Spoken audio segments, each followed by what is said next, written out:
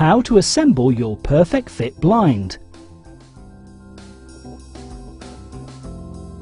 In your pack, you will have your drawn-up blind with attached bottom bar and 2 side frames. Spread out the blind, bottom bar and side frames face down on a clean, even surface. Starting from the top right, guide the side frames onto each corner joint, ensuring all cords are free and positioned inside the frame.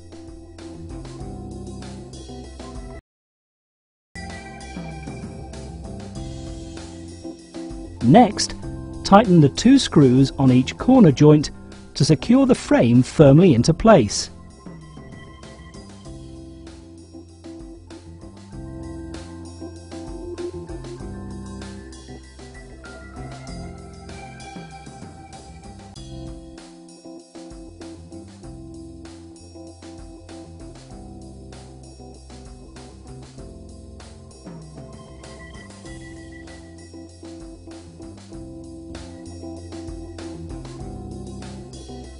Your Perfect Fit frame is now ready to install.